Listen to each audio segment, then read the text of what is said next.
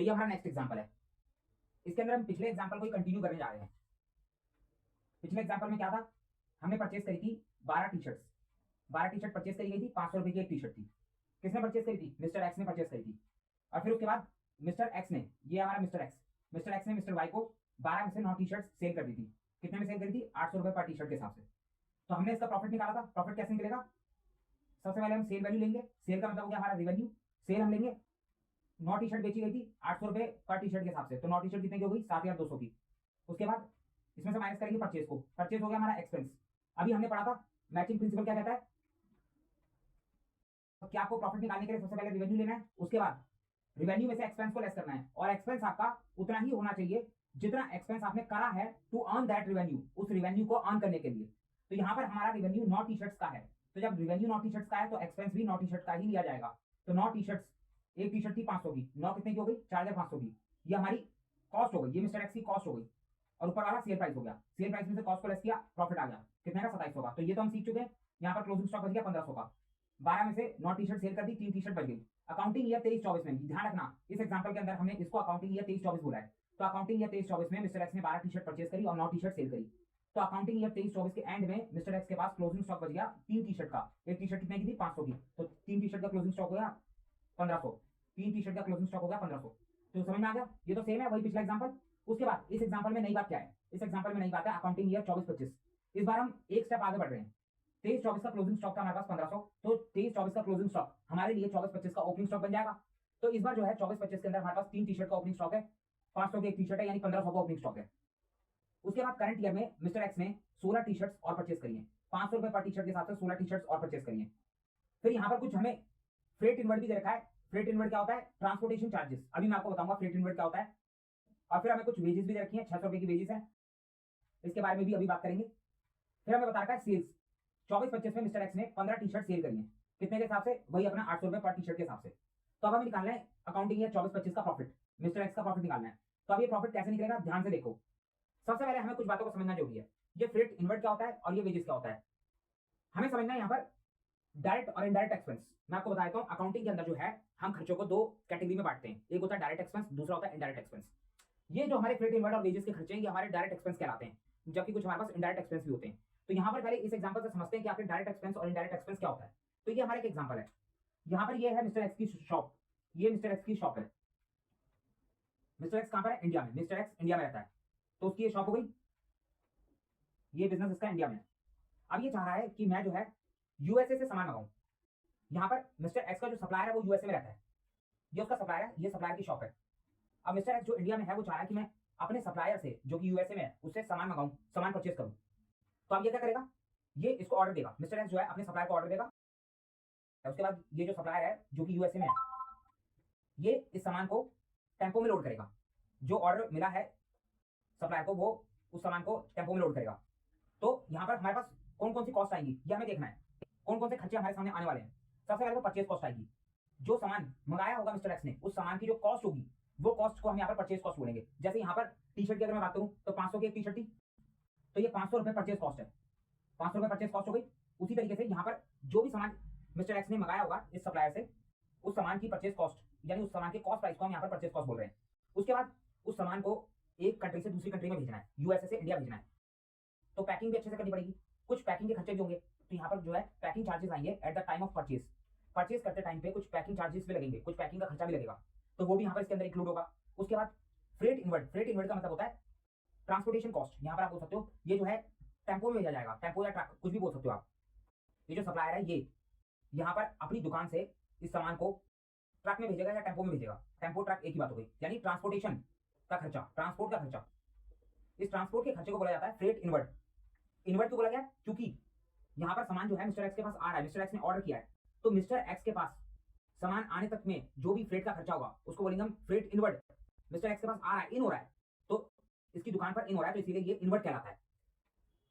तो यहाँ पर सप्लायर जो है सामान को भेज रहा है, टेम्पो में लोड करा, उसके उस पर फ्रेट इनवर्ड का खर्चा लगा। उसके बाद टेम्पो में लोड करने के लिए लेबर भी लगे होंगे, लोडिंग का खर्चा लगेगा, तो लोडिंग के खर्चे के लिए वेजेस पे करे होंगे, लेबर को वेजेस पे करी जाएंगी। तो ये सारे खर्चे जो है कौन अपनी जेब से पे कर रहा है, ये सप्लायर, यूएसए वाला सप्लायर अपनी जेब से पे कर रहा है। लेकिन ये बाद में इस खर्चे को किससे रिकवर करने वाला है, इस मिस्टर एक्स से रिकवर करेगा। ये जो है इस पूरे खर्चे को जो है इस सामान की कॉस्ट में डाल देगा, उसके बाद इसको फाइनली रिकवर कर लेगा मिस्टर एक्स से।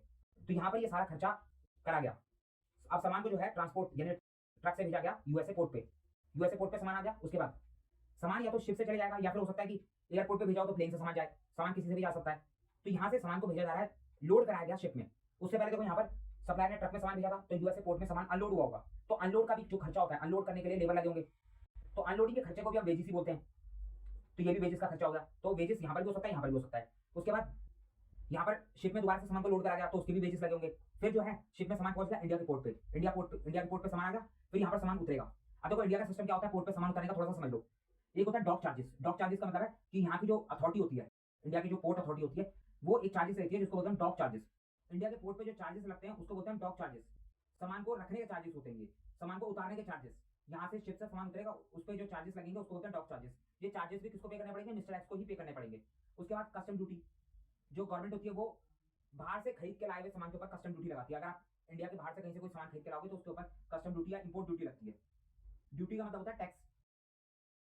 अगर आप बाहर से कहीं सामान खरीद के ला रहे हो तो उसके ऊपर इंपोर्ट ड्यूटी लगती है, यानी आपको जो है इंपोर्ट करने का टैक्स पे करना पड़ता है। जबकि अगर आप इंडिया से बाहर कहीं सामान सप्लाई करते हो तो उसको बोलते हैं एक्सपोर्ट। तो एक्सपोर्ट ड्यूटी बहुत कम सामान पे लगती है, एक्सपोर्ट को गवर्नमेंट प्रमोट करती है जबकि इंपोर्ट को डिस्करेज करती है, तो इसीलिए उसके ऊपर इंपोर्ट ड्यूटी लगाती है। कुछ हमारे क्लियरिंग चार्जेस भी लगते हैं। ये जो सामान है इसका मिस्टर एक्स का, ये जो है इंडिया के पोर्ट पे वेयर हाउस में जाएगा, वेयर हाउस से कुछ फॉर्मेलिटीज को पूरा करा जाता है, तो जितने भी टाइम तक ये वेयर हाउस में पड़ा रहता है उतने टाइम तक का चार्जेस लगता है, जिसको बोलते हैं वेयर हाउस से क्लियर कराने का चार्जेस। सामान को वेयर हाउस से क्लियर कराने के जो चार्जेस होते हैं उसको बोलते हैं क्लियरिंग चार्जेस। तो ये भी मिस्टर एक्स पे करेगा। उसके बाद सामान को मिस्टर एक्स जो है टेम्पो या ट्रक में लेकर आ जाएगा अपनी शॉप में। लाने के बीच में हमारे पास कुछ ऑक्ट्रॉय के खर्चे होते हैं। ऑक्ट्रॉय के खर्चे क्या होते हैं, कई बार जो है पहले के टाइम पे हुआ करता था, अब जीएसटी के अंदर ये सब नहीं होता। पहले हुआ करता था कि किसी आप टाउन में या फिर किसी सिटी में एंटर हो रहे हो, तो एंटर होने के टाइम पर वहाँ की लोकल अथॉरिटी जो है कुछ ऑक्ट्रॉय चार्जेस लगाती थी, एक तरीके का टैक्स लगाती थी। इसको आप टोल टैक्स नहीं बोल सकते, ये टोल टैक्स नहीं होता, ये एक तरीके की फीस होती थी कि आप जो है इस सिटी या टाउन में एंटर कर रहे हो, और ये जो है सिर्फ कमर्शियल व्हीकल के ऊपर लगता था। फिर कुछ फ्रेट इनवर्ट के चार्जेस लगेंगे, यहाँ से टेम्पो या ट्रक में सामान आएगा तो ट्रांसपोर्टेशन तो है ना, ट्रांसपोर्टेशन के चार्जेस को क्या बोलते हैं हम, फ्रेट। और इनवर्ट क्यों आएगा यहाँ पर, क्योंकि सामान जो है कहाँ पर आ रहा है, मिस्टर एक्स की शॉप के अंदर आ रहा है, तो शॉप में सामान आ रहा है तो उसके लिए इन का इस्तेमाल होगा, तो उसके लिए बोलते हैं हम इनवर्ट। उसके बाद कुछ कार्टेज इनवर्ट भी लग सकता है, हो सकता है कि यहाँ पर रोड खराब हो, इंडिया पोर्ट से जो सामान आ रहा है, पोर्ट से जो सामान आ रहा है शॉप पे, हो सकता है यहाँ पर रास्ते में जो है टेम्पो या ट्रक ना आ सकता हो, रास्ता खराब हो, तो वहाँ पर हो सकता है ई रिक्शा का इस्तेमाल करा जाए, हो सकता है ऑटो का इस्तेमाल करा जाए, हो सकता है बैलगाड़ी का इस्तेमाल करा जाए सामान को लाने के लिए। तो उसके जो चार्जेस होते हैं उसको बोलते हैं कार्टेज इनवर्ट, कार्टेज के चार्जेस। तो ये इतने सारे खर्चे होते हैं सामान को सप्लायर से बिजनेस के अंदर लाने तक के, कई सारे खर्चे लग सकते हैं। अगर इंडिया में मंगाओगे सामान, अगर सप्लायर इंडिया का होगा और अगर बिजनेस भी इंडिया के अंदर है, तो फिर कुछ चार्जेस यहाँ पर कम हो जाएंगे, ये सब शेप के चार्जेस हट जाएंगे। अब मैंने आपको मैक्सिमम चार्जेस बता दिए कि इतने सारे खर्चे लग सकते हैं एक सामान को मंगाने में। ये तो मैं बात कर रहा था नॉन मैन्युफैक्चरिंग बिजनेस की, क्योंकि हम नॉन मैन्युफैक्चरिंग बिजनेस पढ़ रहे हैं इसलिए मैं नॉन मैन्युफैक्चरिंग बिजनेस की बात कर रहा हूँ।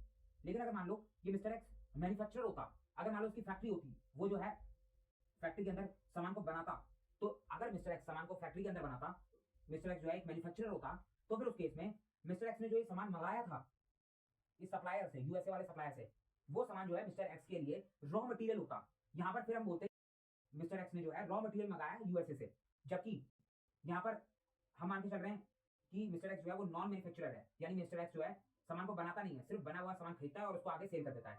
तो नॉन मैन्युफैक्चरर के केस में ये बोला जाएगा कि मिस्टर एक्स ने फिनिश गुड्स यहाँ पर इस सप्लायर से मंगाए थे। तो अगर मिस्टर एक्स मैन्युफैक्चरर होता तो उस केस में मिस्टर एक्स के पास एक फैक्ट्री होती, फैक्ट्री के अंदर प्रोडक्शन और मैन्युफैक्चरिंग की कॉस्ट लगती, कुछ वेजेस लगते हैं फैक्ट्री के अंदर मशीन को चलाने के, हीटिंग और लाइटिंग के चार्जेस लगते, फैक्ट्री के अंदर मशीन हीट हो जाती है तो उसके चार्जेस लगते हैं, फैक्ट्री के अंदर लाइटिंग लगती तो लाइटिंग के चार्जेस होते, मशीन को चलाने के लिए पावर और फ्यूल का खर्चा लगता। तो इतना सब खर्चा लग सकता था प्रोडक्ट को तैयार करने का, प्रोडक्ट को रॉ मटेरियल को फिनिश गुड्स में कन्वर्ट करने का इतना सारा खर्चा लग सकता था अगर मैन्युफैक्चरिंग बिजनेस होता तो ये सारी बातें हम फैक्ट्री वाली तभी पढ़ेंगे जब हम मैन्युफैक्चरिंग बिजनेस को देखेंगे, मैन्युफैक्चरिंग बिजनेस के फाइनल अकाउंट को देखेंगे। अभी तो पढ़ रहे हैं हम नॉन मैन्युफैक्चरिंग बिजनेस।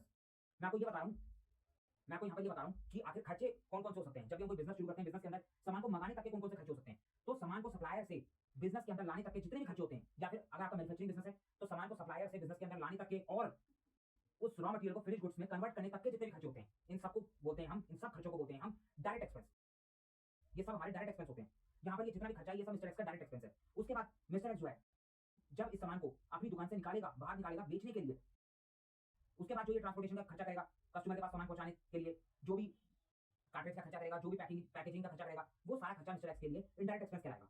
तो डायरेक्ट एक्सपेंस क्या होता है, अभी फिलहाल इतना समझ लो, क्योंकि इनडायरेक्ट एक्सपेंस के बारे में अलग से पीएनएल अकाउंट के अंदर डिस्कशन होता है। डायरेक्ट एक्सपेंस का मतलब हो गया कि सप्लायर के पास से बिजनेस के अंदर सामान लाने तक का सारा खर्चा, या फिर अगर फैक्ट्री है तो लाने तक का तो खर्चा इंक्लूड होगा ही होगा, साथ के साथ फैक्ट्री में सामान बनाने तक का, यानी रॉ मटेरियल को फिनिश गुड्स में कन्वर्ट करने तक का खर्चा भी हमारा डायरेक्ट एक्सपेंस कहलाता है। तो समझ में आ गया बात? तो ये एक बेसिक आइडिया होगा आपके लिए डायरेक्ट एक्सपेंस का। बाकी आगे जैसे जैसे क्वेश्चन सॉल्व करते जाएंगे, जैसे जैसे आगे बढ़ते जाएंगे, वैसे वैसे आपके सामने और भी कई खर्चे आ सकते हैं जो कि हम डायरेक्ट, जिसको हम डायरेक्ट एक्सपेंस बोल सकते हैं। तो समझ में आ गई बात? तो यहाँ पर बात हो रही थी वेजेस की। ये वेजेस है डायरेक्ट एक्सपेंस, ये फ्रेट इनवर्ट हमारा डायरेक्ट एक्सपेंस है, ये है ट्रांसपोर्टेशन का खर्चा। वेजेस कौन सा होगा, लोडिंग अनलोडिंग का खर्चा होगा। तो ये दोनों के दोनों का डायरेक्ट एक्सपेंस। यहाँ पर आपको ध्यान रखना है, ये जितना भी खर्चा करा है, यानी जो भी डायरेक्ट एक्सपेंस मिस्टर एक्स का लगा है, ये सारा डायरेक्ट एक्सपेंस मिस्टर एक्स जो है कस्टमर से रिकवर करेगा। यहाँ पर सप्लायर ने अपने सारे खर्चों को किससे रिकवर करा, मिस्टर एक्स से। उसी तरीके से मिस्टर एक्स जो है अपने सारे खर्चों को रिकवर करेगा कस्टमर से। तो मिस्टर एक्स जो है इन सभी खर्चों को, ये सारे डायरेक्ट एक्सपेंस को अपनी कॉस्ट का पार्ट बना देगा, अपनी प्रोडक्ट की कॉस्ट का पार्ट बना देगा। आपको ये बात ध्यान रखनी है कि डायरेक्ट एक्सपेंस प्रोडक्ट की कॉस्ट का पार्ट बन जाता है। डायरेक्ट एक्सपेंस क्या कहलाता है, प्रोडक्ट बनाने तक का सारा खर्चा हमारा डायरेक्ट एक्सपेंस कहलाता है। और प्रोडक्ट को बेचने का खर्चा, या मैं कहूं बिजनेस को चलाने का खर्चा, ये जो शॉप है मिस्टर एक्स की, जो शॉप है उसके अंदर जो लाइटिंग का खर्चा लगेगा, जो स्टाफ की सैलरी जाएगी, जितना भी हमारा कंप्यूटर का इसका उसका खर्चा लगेगा, जो भी एक्स्ट्रा खर्चा जो भी लगेगा, इसके पीछे हो सकता है एक ऑफिस का खर्चा लगेगा, जो भी शॉप के अंदर खर्चा होगा वो सारा खर्चा कहलाता है इनडायरेक्ट एक्सपेंस। इनडायरेक्ट एक्सपेंस का मतलब होता है बिजनेस चलाने का खर्चा या प्रोडक्ट सेल करने का खर्चा। इस प्रोडक्ट को जब सेल करा जाएगा तो उसके ट्रांसपोर्ट का जो भी खर्चा लगेगा वो सारा डायरेक्ट एक्सपेंस कहलाता है। तो डायरेक्ट एक्सपेंस भी बहुत सारे हो सकते हैं, तो आपको सिर्फ डायरेक्ट एक्सपेंस समझना है डायरेक्ट एक्सपेंस क्या होता है, क्योंकि डायरेक्ट एक्सपेंस के अलावा जो भी और खर्चे बच जाते हैं वो सारे हमारे इनडायरेक्ट एक्सपेंस के अंदर चले जाते हैं। तो डायरेक्ट एक्सपेंस का मतलब क्या समझ रहे हो आप? अगर नॉन मैन्युफैक्चरिंग बिजनेस है तो बिजनेस को तो सामान को सप्लायर के पास से बिजनेस के अंदर लाने तक का सारा खर्चा डायरेक्ट एक्सपेंस कहलाता है। अगर मैन्युफैक्चरिंग बिजनेस है तो ये खर्चा तो है ही, साथ में फैक्ट्री के अंदर होने वाला सारा खर्चा भी हमारा डायरेक्ट एक्सपेंस का खर्चा कहलाता है। अब यहाँ पर आप समझो, इस एग्जांपल का प्रॉफिट निकालते हैं। प्रॉफिट कैसे निकालेंगे? बात हो रही है अकाउंटिंग है 24-25 की। मिस्टर एक्स के पास ओपनिंग स्टॉक है 24-25 के अंदर 1500 का, ये ओपनिंग स्टॉक हो गया, मिस्टर एक्स का ओपनिंग स्टॉक हो गया। उसके बाद मिस्टर एक्स ने करंट ईयर में 16 टी-शर्ट्स और परचेज करी हैं, तो मिस्टर एक्स के पास 16 टी-शर्ट और आ गई, टोटल कितनी हो गई? 16 into 500 करेंगे 8000 आ जाएगा। तो अगर मैं आपसे पूछूं कि करंट ईयर 24-25 में मिस्टर एक्स के पास टोटल कितनी टी-शर्ट है जिन्हें वो सेल कर सकता है, तो आप बोलोगे टोटल मिस्टर एक्स के पास 19 टी-शर्ट है। 3 उसके पास ओपनिंग स्टॉक की थी और 16 उसने करंट ईयर में परचेज करी है, तो टोटल 19 टी-शर्ट हो गई 500 के हिसाब से 9500 की। इसे बोलते हैं हम goods available for sale. Mister x के पास 19 टी-शर्ट्स हैं जो कि अवेलेबल फॉर सेल है। अब इसमें से मिस्टर एक्स ने जो है कितनी टी-शर्ट सेल करी? 15 टी-शर्ट सेल कर दी। इस 19 टी-शर्ट्स में से मिस्टर एक्स ने 15 टी-शर्ट सेल कर दी 800 रुपए पर टी-शर्ट के हिसाब से। तो 19 में से 15 टी-शर्ट सेल हो गई और 4 टी-शर्ट 24-25 के लिए क्लोजिंग स्टॉक बन गई। 4 टी-शर्ट हमारी क्लोजिंग स्टॉक के अंदर आ गई। अगर मैं 4 टी-शर्ट का क्लोजिंग स्टॉक की वैल्यू निकालूं तो 500 रुपए की टी-शर्ट परचेज करी थी, 4 टी-शर्ट हो गई 2000 की, तो हमारे पास क्लोजिंग स्टॉक आ गया 2000। तो क्लोजिंग स्टॉक हमारा निकल गया। अब बात करते हैं इस 15 टी-शर्ट की जो सेल करी है, क्योंकि प्रॉफिट तो इसी के अंदर है, जो टी-शर्ट सेल करी जाएगी प्रॉफिट तो उसी के अंदर होगा ना। तो 15 टी-शर्ट सेल करी गई है, एक टी-शर्ट कितने की है? तो 15 टी-शर्ट सेल करी गई है, एक टी-शर्ट है 500 रुपए की। सबसे पहले हम क्या करेंगे, सबसे पहले हम कॉस्ट निकालेंगे कि आखिर इन 15 टी-शर्ट की कॉस्ट कितनी है। तो 500 रुपए की टी-शर्ट है, 15 टी-शर्ट परचेज करेंगे, 7500 की टी-शर्ट हमने परचेज करी। उसके बाद ये जितना फ्रेट का खर्चा लगा, यानी ट्रांसपोर्टेशन का खर्चा लगा, वेजेस का खर्चा लगा, ये सारा खर्चा भी तो मिस्टर एक्स कस्टमर से रिकवर करेगा, मिस्टर वाई से रिकवर करेगा। मिस्टर एक्स का कस्टमर कौन है? Mister Y.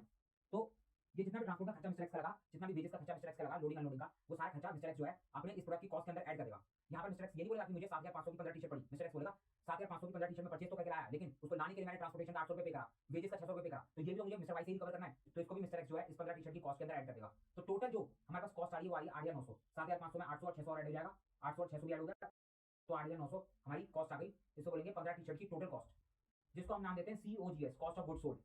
ध्यान से सुनो, cost of goods sold, 15 T-shirt जो सोल्ड करी गई थी, 15 टी-शर्ट जो सोल्ड करी गई थी उसकी एक्चुअल कॉस्ट हमारे पास 8900 है। तो जो कॉस्ट, तो गुड सोल्ड की जो कॉस्ट होती है उसको बोला जाता है कॉस्ट ऑफ गुड सोल्ड। तो यहाँ पर 8900 हमारी 15 टी-शर्ट की, ये 15 टी-शर्ट की कॉस्ट है। अब हम क्या करेंगे, अपने सेल में से अपनी कॉस्ट को लेस करेंगे, यानी अपने रेवेन्यू में से अपने एक्सपेंस को लेस करेंगे। कितनी टी-शर्ट बेची गई थी? 15। एक टी-शर्ट कितने में बेची थी? सेल प्राइस कितना था? 800। तो 15 हो गई 12000 की, ये हो गया हमारा रेवेन्यू यानी हमारा सेल प्राइस। तो जब रेवेन्यू 15 टी-शर्ट का है तो एक्सपेंस भी 15 टी-शर्ट का होगा। 15 टी-शर्ट का हमारा टोटल कॉस्ट कितनी आ रही है? 8900। तो यहाँ पर हमारा ये एक्सपेंस आ गया 8900। 8900 का हम यहाँ पर लेस कर देंगे, हमारे पास प्रॉफिट आ जाएगा 3100 का प्रॉफिट आ गया मिस्टर एक्स का अकाउंटिंग ईयर 24-25 का। समझ में आ गई बात? अभी इसको हम एक और तरीके से समझ सकते हैं, एक और तरीके से इसका प्रॉफिट निकाला जा सकता है। यहाँ पर देखो हमारे पास गुड्स अवेलेबल फॉर सेल कितना था? 19 टी-शर्ट, 19 टी-शर्ट हमारे पास 24-25 में थी जिसे मिस्टर एक्स सेल कर सकता था। तो यहाँ पर अगर हम 19 टी-शर्ट का टोटल कॉस्ट निकालें कितनी निकल के आई है, तो कितनी निकालेंगे? अगर 500 रुपए की टी-शर्ट है तो 19 टी-शर्ट हो गई 9500 की, ये तो हमने यहाँ पर भी निकाल लिया था। उसके बाद इस साल जो है मिस्टर एक्स ने सामान को लाने के लिए फ्रेट इन्वर्ट का खर्चा भी पे करा है, तो वो भी मिस्टर एक्स जो है अपने इस टी-शर्ट की कॉस्ट का पार्ट बना लेगा। तो यहाँ पर 800 रुपए इसको ऐड कर दिया फ्रेट इन्वर्ट को, वेजेस का खर्चा भी यहाँ पर 600 रुपए ऐड कर दिया। अब जो टोटल हमारे पास अमाउंट आ रही है, टोटल कॉस्ट आ रही है वो आ रही है 10900। ये 10900 जो है 19 टी-शर्ट की टोटल कॉस्ट है, ये 19 टी-शर्ट की कॉस्ट है ना कि 15 टी-शर्ट की, क्योंकि यहाँ पर हमने 19 टी-शर्ट की कॉस्ट को ऐड करा था, 19 टी-शर्ट की परचेज कॉस्ट को ऐड करा था। तो यहाँ पर ये 10900 19 टी-शर्ट की कॉस्ट है। अब हमें चाहिए कितने की? हमें चाहिए 15 टी-शर्ट की, तो हमें 15 की चाहिए, हमारे पास यहाँ पर 19 की दे रखी है, तो क्या करें? 4 टी-शर्ट की कॉस्ट को हटा दें यहाँ से, तो हमारे पास 15 की बच जाएगी। तो जो 4 टी-शर्ट थी वो थे हमारे क्लोजिंग स्टॉक। यहाँ पर देखो 4 टी-शर्ट हमारा क्लोजिंग स्टॉक था, जिसकी कॉस्ट थी हमारे पास 2000 हमने निकाली थी। 500 रुपए की टी-शर्ट थी, 4 कितने की थी, 2000 की। तो अगर हम इस 19 टी-शर्ट की कॉस्ट में से 4 टी-शर्ट की कॉस्ट को लेस कर दे तो हमारे पास 15 टी-शर्ट की कॉस्ट बच जाएगी। तो हमने क्या करा, 19 टी-शर्ट की कॉस्ट में से 4 टी-शर्ट की क्लोजिंग स्टॉक को लेस कर दिया। अब हमारे पास जो कॉस्ट बच गई वो गई 15 टी-शर्ट की कॉस्ट। इसको बोलेंगे हम COGS। यहाँ पर देखो सेम ही कर रहा था 8 या 900। इस तरीके से भी आप निकाल सकते हो, या फिर आप पहले ही अलग अलग कर लो, क्लोजिंग स्टॉक अलग कर लो और जो जितने का सामान आप बेच रहे हो, जितने आप सामान बेच रहे हो उसको आप अलग कर लो, या फिर आप पहले टोटल कॉस्ट निकाल लो, उसके बाद उसमें से क्लोजिंग स्टॉक को लेस कर लो। तो यहाँ पर 8 या 900 आ गया हमारे पास COGS, cost of good sold. अब हम वही काम करेंगे सेम, अपने रेवेन्यू में से अपने एक्सपेंस को लेस करेंगे, यानी अपनी सेल में से अपने COGS को लेस करेंगे, हमारे 3100 का प्रॉफिट आ गया। तो इस तरीके से भी आप चाहो तो इसको सॉल्व कर सकते हो। अब अगर मैं बात करूं एग्जाम में इसको कैसे सॉल्व करा जाएगा, ये तो समझने की बात हो गई। अगर एग्जाम के प्रेजेंटेशन की बात करूं तो वो हमारे पास इस तरीके से देखा है, तो उसको ऐसे सॉल्व करना है। सबसे पहले ओपनिंग स्टॉक लिखेंगे 1500, उसके बाद परचेज देखेंगे, 16 टी-शर्ट करंट ईयर में परचेज करी थी, 500 की एक टी-शर्ट थी, 8000 की हो गई परचेज। उसके बाद फ्रेट इनवर्ट को ऐड करेंगे, 800 का फ्रेट इनवर्ट हो गया, वेजेस हो गया 600 का, टोटल जो आ गया वो आ गया 10900। 10900 टोटल कॉस्ट आ गई। ये कॉस्ट है हमारे पास 19 टी-शर्ट की। ये 19 टी-शर्ट की कॉस्ट है, जिसमें से हम 4 टी-शर्ट की कॉस्ट को लेस करेंगे जो कि 2000 है, क्लोजिंग स्टॉक यहाँ पे लेस करा, हमारे पास COGS आ गया। ये हमारा 15 टी-शर्ट का COGS है, cost of goods sold 15 T-shirt की 8900। अब सेम वही तरीका प्रॉफिट निकाल लेंगे आराम से। ये हमारा रेवेन्यू हो गया और ये हमारा एक्सपेंस हो गया। हमने रेवेन्यू में से एक्सपेंस को लेस कर दिया, 15 टी-शर्ट का रेवेन्यू है, 15 टी-शर्ट का ही एक्सपेंस है। मैचिंग प्रिंसिपल को हम फॉलो कर रहे हैं, हमारे पास करेक्ट प्रॉफिट आ गया 3100। तो ये एग्जाम की प्रेजेंटेशन हो गई कि एग्जाम में आप इस तरीके से प्रेजेंटेशन करोगे। तो समझ में आ गई बात, ये एग्जांपल आपको क्लियर हो गया। अभी हम COGS के ऊपर एक और एग्जांपल देखेंगे। इस एग्जांपल के अंदर हमने एक नया शब्द सीखा, एक नया वर्ड सीखा, COGS। अब ये COGS के एक्चुअल में क्या होता है और इसका फॉर्मूला क्या हमें बता रखा है, जिसे हमें एग्जाम में लिख कर आना है, वो हम अगले एग्जांपल में सीखेंगे। आप इसको नोट डाउन कर लो, उसके बाद हम नेक्स्ट एग्जांपल पे चलेंगे। वहां पर हम मैचिंग प्रिंसिपल को भी थोड़ा और डिटेल में समझेंगे और COGS को अच्छे से समझेंगे, और साथ के साथ हम ट्रेडिंग अकाउंट पे भी आएंगे कि आखिर ट्रेडिंग अकाउंट कैसे बनाया जाता है। तो इस एग्जांपल के बाद अब हम नेक्स्ट एग्जांपल में ट्रेडिंग अकाउंट को भी समझने वाले हैं। तो आप इसको नोट डाउन कर लो।